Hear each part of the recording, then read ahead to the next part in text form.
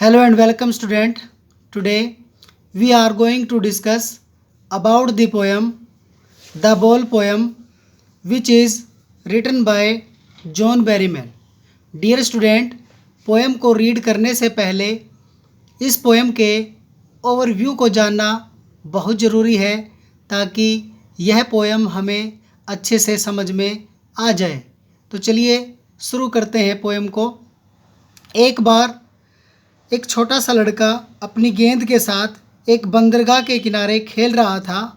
उसने अपनी गेंद को कुछ ज़्यादा ही उछाल दिया और यह टपकती हुई गली के नीचे की तरफ चली गई। लड़का इसके पीछे पीछे दौड़ा किंतु वह पानी में जा गिरी। तैरती हुई उससे वह काफ़ी दूर चली जाती है।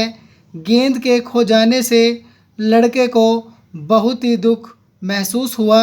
वह किनारे पर बुत बना हुआ और कांपता हुआ खड़ा रहा। उसका पूरा ध्यान उस स्थान पर केंद्रित हुआ पड़ा था जिस स्थान पर वह गेंद चली गई थी। लेकिन जो पोएट है वह यह सारा नज़ारा देख रहा था किंतु वह बच्चे की इस दशा में कोई भी विघ्न नहीं डालता। उसने लड़के को खोई हुई गेंद के बदले दूसरी गेंद खरीदने के लिए पैसे भी नहीं दिए। वह जानता था कि लड़का इस घटना से एक बहुत ही बड़ा लेसन सीखने वाला है।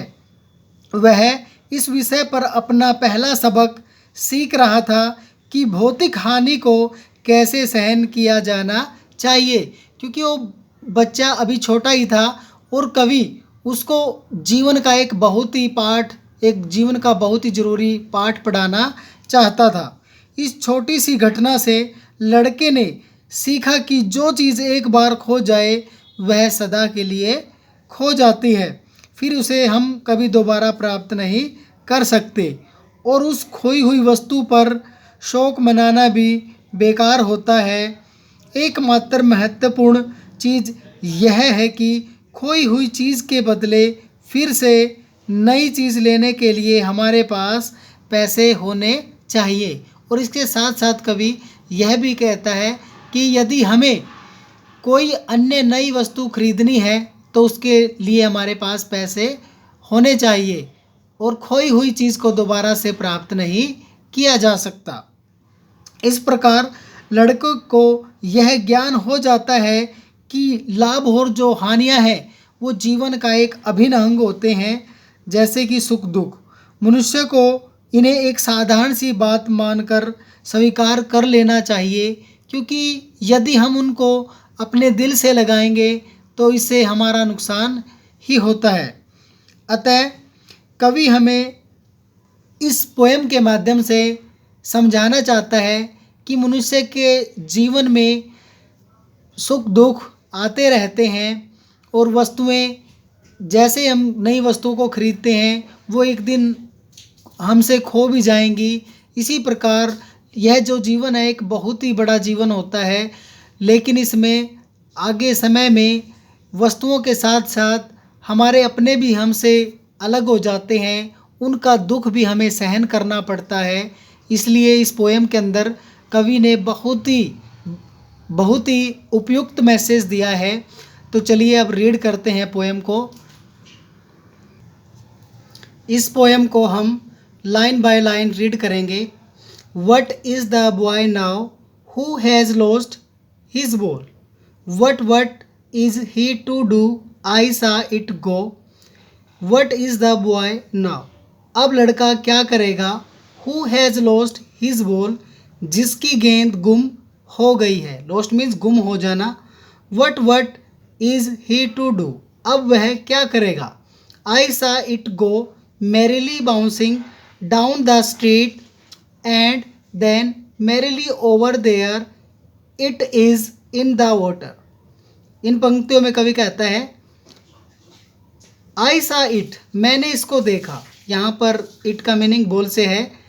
यहाँ पर कवि कहता है कि मैंने इसको देखा मैरिली खुशी से, बाउंसिंग उछलते हुए, डाउन द स्ट्रीट गली में नीचे की तरफ जाते हुए, एंड देन और फिर, मैरिली ओवर फिर ऊपर की ओर उछलते हुए। There it is in the water, और अंत में यह पानी में जा गिरी। नो यूज़ टू से, यह कहने का कोई फ़ायदा नहीं होगा। यहाँ पर यूज़ का मीनिंग फ़ायदा लगेगा। और देयर आर अदर बॉल्स, कि अन्य गेंदें भी हैं। इन पंक्तियों में कवि कहना चाहता है कि जैसे ही उस बच्चे की बॉल पानी में, अर्थात जो बंदरगाह है उसके पानी में जाकर गिर जाती है, तो कवि कहता है कि वो उस बॉल को एकटक होकर देखता रहता है, लेकिन वो उस बॉल को ले नहीं सकता क्योंकि वो गहरे पानी में जा गिरी है। तो चलिए नेक्स्ट स्टेंजा देखिए। नेक्स्ट स्टेंजे से पहले इसकी राइमिंग स्कीम को भी जान लेते हैं। तो आप देख रहे हैं इस फर्स्ट एस्ट्रैक्ट के अंदर कोई भी राइमिंग स्कीम नहीं बन रही है, और इन पंक्तियों में, इन दो पंक्तियों में व्हाट इज़ 2 बार यूज़ हुआ है, इसलिए यहाँ पर एनाफोरा का यूज़ है। और इन पंक्तियों में वट सेकंड लाइन के अंदर आप देख रहे हैं वट 2 बार यूज़ है, इसलिए यहाँ पर रेपिटेशन भी यूज़ हुआ है। और फोर्थ लाइन के अंदर, फोर्थ और थर्ड लाइन के अंदर कवि ने मैरिली का यूज़ किया है। मैरिली का मीनिंग होता है खुशी से। यहाँ पर कवि ने बॉल के लिए मैरिली शब्द यूज किया है। जैसे कि एक निर्जीव वस्तु होती है उसके लिए मैरिली शब्द लगाना उपयुक्त नहीं होता, लेकिन कवि ने यहाँ पर समय की इमेजरी का यूज किया है कि किस प्रकार जो बॉल है वो खुशी से उछलती है। चलिए अब नेक्स्ट स्टेंजा पढ़ रीड करते हैं। एक्सट्रैक्ट 2, नो यूज टू से, यह कहने का कोई फ़ायदा नहीं होगा। और देयर आर अदर बॉल, कि अन्य गेंदे भी हैं। An ultimate seeking grief, grief means दुख। फिक्स इज स्थिर कर देना, द बॉय लड़के को। एक अंतिम हिला देने वाला दुख लड़के को स्थिर बना देता है। As he stand rigid trembling staring down, as he stands rigid, और वह बुत बना हुआ खड़ा रहता है। ट्रेमलिंग काँप रहा होता है।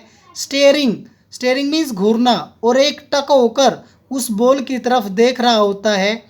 All his young days into the harbour where his ball went, और अपने बचपन के उन दिनों को याद कर रहा होता है जब वो उस गेंद के साथ खेला करता था, यानी कि जहाँ पर उसकी गेंद चली गई थी। अब उसकी बॉल एक बंदरगाह में चली गई थी, पानी में काफ़ी दूर।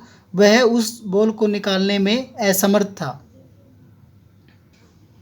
Extract 3, an ultimate seeking grief fixes the boy as he stands rigid trembling staring down all his young days into the harbour where his ball went. I would not intrude on him a dime, another ball is worthless. इन पंक्तियों में कवि कहता है N ultimate seeking grief, एक अंतिम हिला देने वाला जो दुख है। फिक्सेस द बॉय, उस लड़के को स्थिर बना देता है। एज ही स्टैंड्स रिजिड, वो बिल्कुल ही बुत बना खड़ा रहता है। ट्रेमलिंग, और काँप रहा होता है। स्टेयरिंग डाउन, और उस बंदरगाह की तरफ, नीचे की तरफ देख रहा होता है जहाँ पर उसकी बॉल चली गई है।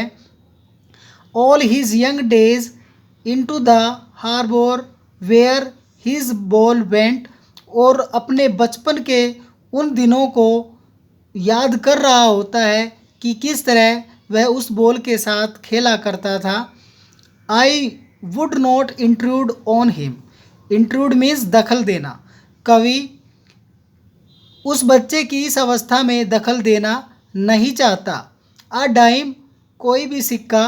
अनदर बॉल, अन्य गेंद। इज़ वर्थलेस, उस बच्चे के लिए बेकार है।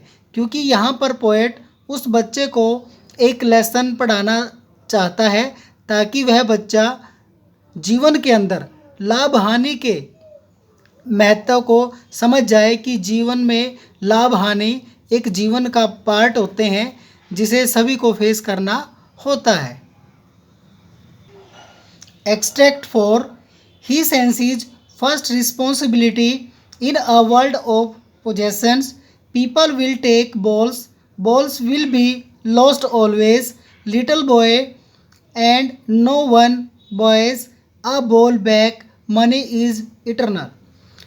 In this line, the poet says that, इन पंक्तियों में कवि कहता है कि अब बच्चे को अपनी पहली जिम्मेदारी का एहसास होता है इस भौतिक संसार में।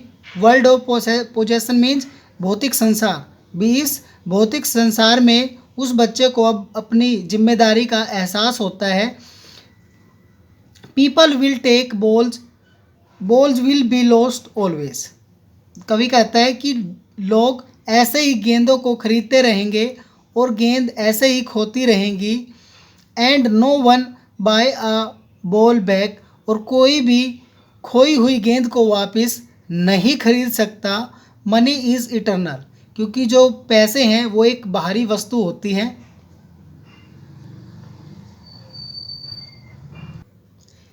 Extract 5, he is learning well behind his desperate eyes the epistemology of loss, how to stand up, knowing that every man must one day know, and must know many days how to stand up.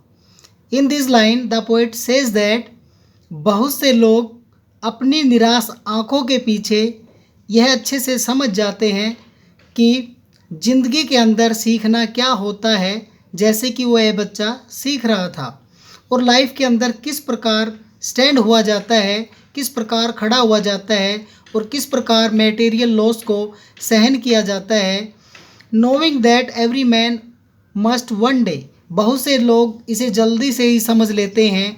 And most know many days, और बहुत से समय आने पर इसके बारे में जान लेते हैं कि मटेरियल लॉस को किस प्रकार सहा जाता है, कि जीवन के अंदर लाभ और हानि ये जीवन का एक अभिन्न अंग है जिसे हमें सहन करना ही होता है।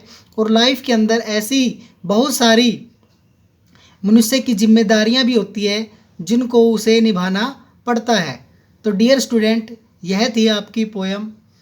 Thanks for watching the video, और लेटेस्ट वीडियो की अपडेट पाने के लिए सब्सक्राइब कीजिए हमारे चैनल को। Thank you.